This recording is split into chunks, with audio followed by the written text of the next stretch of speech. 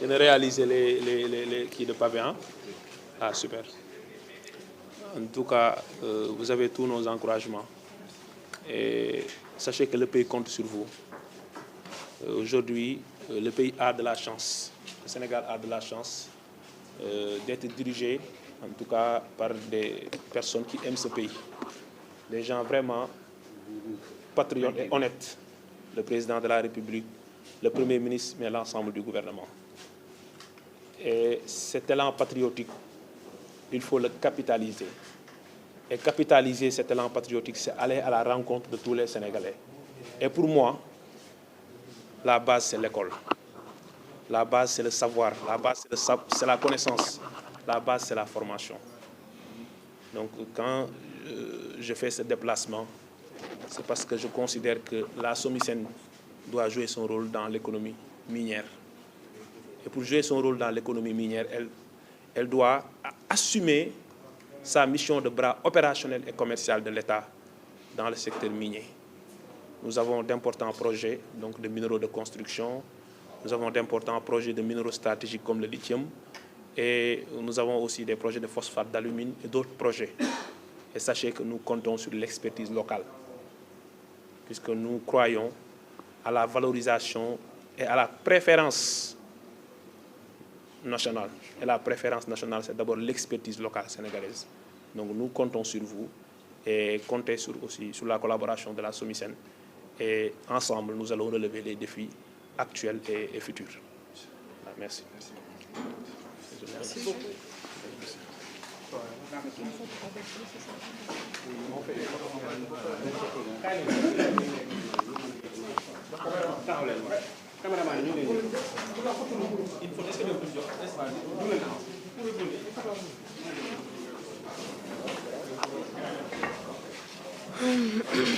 Voilà mu noonu fi nga xam ne jëmoon ci maître Ngagne Touré nekk des SOMISEN ci visite bi nga xamante ne si nag daan na koy daal di amal fii ci école nationale supérieure des mines et géopolitique.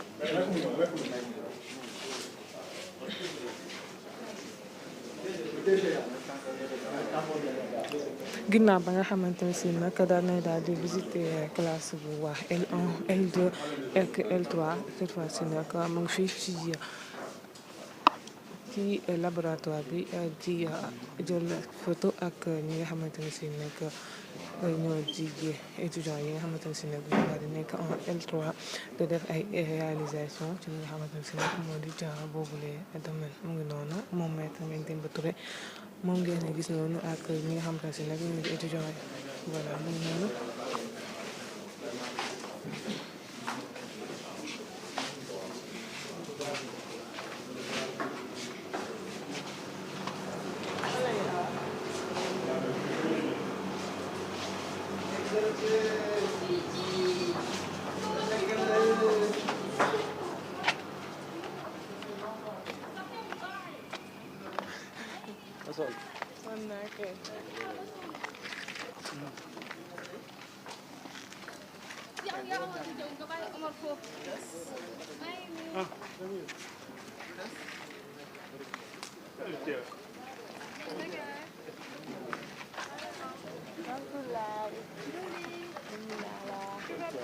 Je vais bien et toi?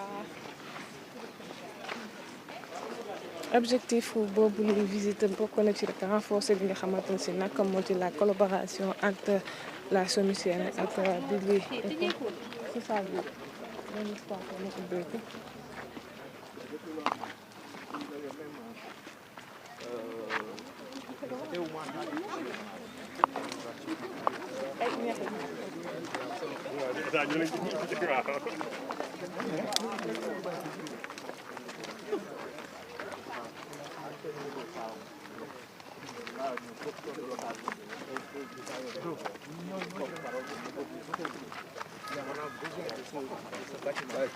Et après, je vous montrerai les maquettes qui ont été réalisées.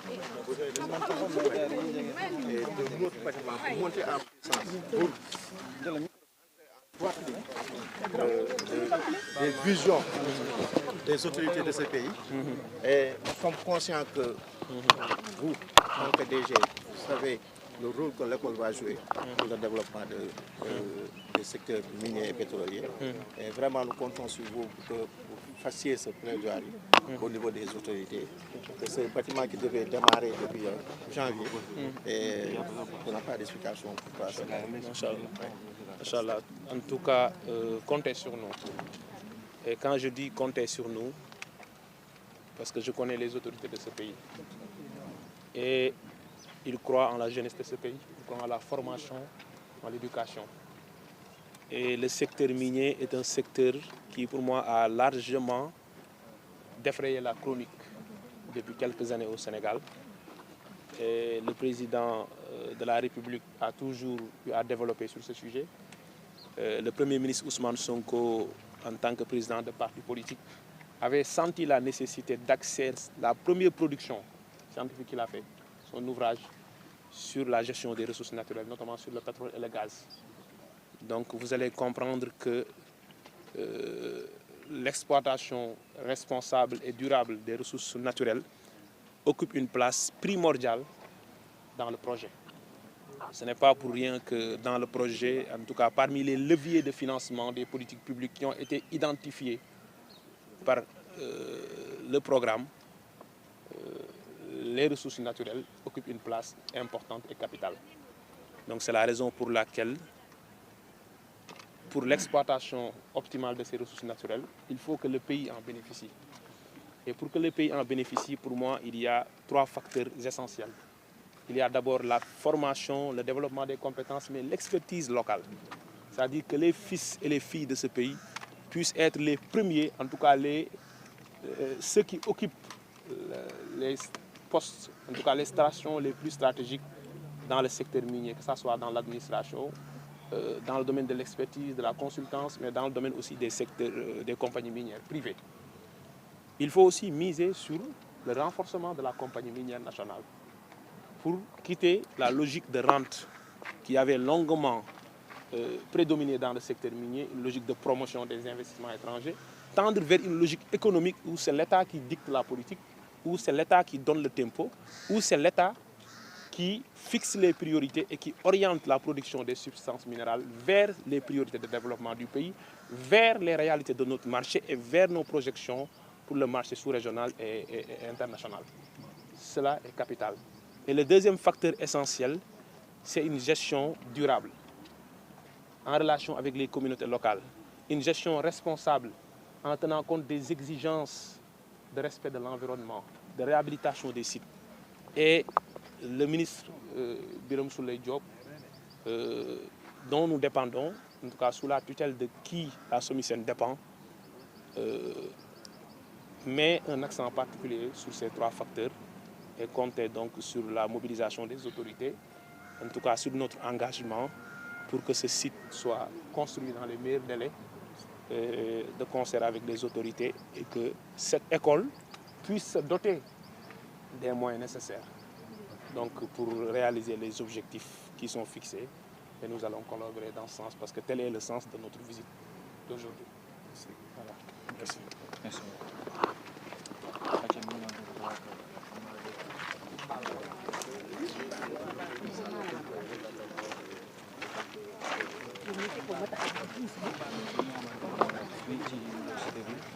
ànd ak ñi nga xamante ne moom mooy élèves yi ñu fi nekk fi tàggatoo incha allah dina ko jàllale message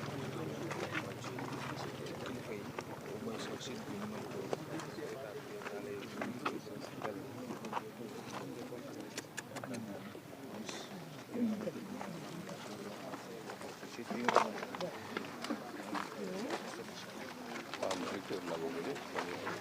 Voilà, moom Mohamed Demba Touré nekk lycée SOMISEN mu ngi visité beneen groupe ñu noonu.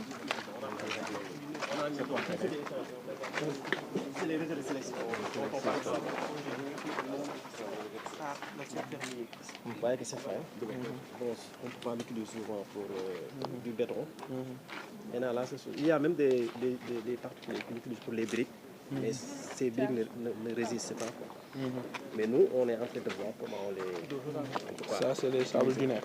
Voilà, sable du... Voilà. Il y a beaucoup de choses qui sont là. Il y a des gens On a mis donc c'est pour scier les champions. On fait aussi des lames-messes avec l'autre laboratoire, il lames-messes pour savoir les minéraux. Il y a nos moules qui sont là, les bagages de plan de terre qui sont aussi. Ça c'est chaud. Là donc c'est sur la plaque. Surface, parce que c'est pas la peine de garder tout le temps. C'est pas facile d'entrer mais bon, il y a beaucoup de champions. C'était juste pour vous jeter un coup d'œil. Donc sur l'État, surtout sur l'État. Sur l'État, voilà. Sur l'État. Oui, on a vraiment difficulté pour l'espace, quoi. Problème d'espace. Tout à fait. La nécessité peut-être d'avoir des nouveaux locaux pour pouvoir travailler donc, dans des conditions meilleures. Quand même, merci, c'est bon. Merci. Merci beaucoup.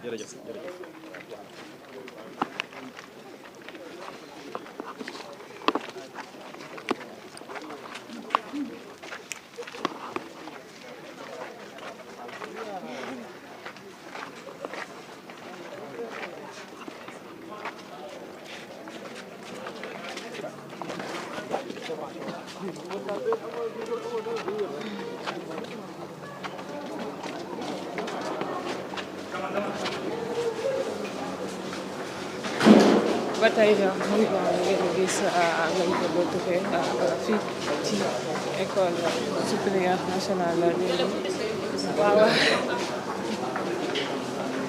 loolu ginnaaw boo visité yi nga xamante ne si nag moo di classe yi ak li nga xamante ne si nag moo di laboratoire bi mel ni tamit am na ci beneen salle bi nga xamante ne si moom la ki nga xam ne nag moo di Ngagne Demba Touré nekk DG bu SOMISEN di amal fii ci école nationale supérieure d'Émi